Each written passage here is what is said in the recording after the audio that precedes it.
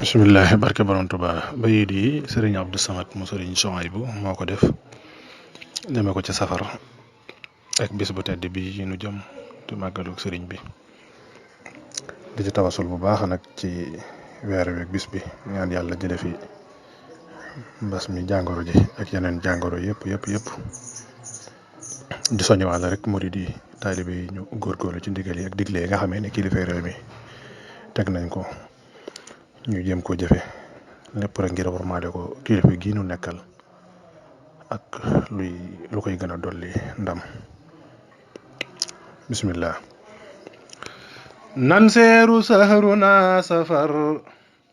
ndaxte mu saafara nu far jële fi mbas mi banu far di sant tey gërëmati nan seeru sahruna safar ndaxte mu saafara nu far jële fi mbas mi banu far di sant tey gërëmati sëriñ bi rekk lanu am sëriñ bi màggal gi la am màggali Tuuba lanu gëm di sant tey gërëmati nan diglu kii di jawrinam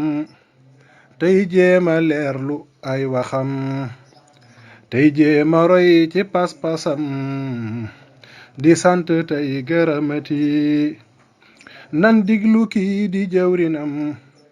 tey jéema leerlu ay waxam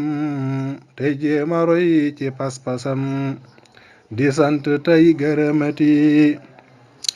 foo jot ci Tuuba màggalal tey takk masque mooy ndigal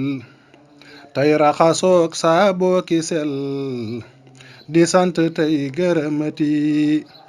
foo jot ci Tuuba màggalal tey takk masque mooy ndigal tey raxasoog saaboo ki sel di sant tey gërëmati ku ne na jàpp la mu gëm te bàyyi noog nun li nu gëm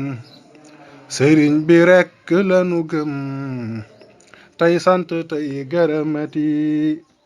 nan yóbbuloo taqwa bu wér booleek rafet njortu bu wér tey wóolu sëñ beeg gëm gu wér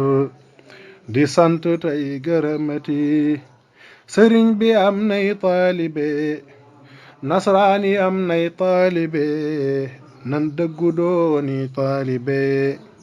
yuy sant yuy gërëmati safar gi yàlla na saafara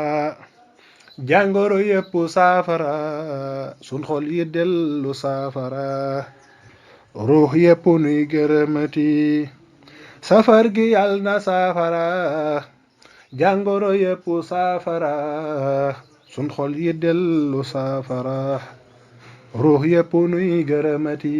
allahumma salli ala sayyidina muhammadin wa ala ali sayyidina muhammadin wa sallim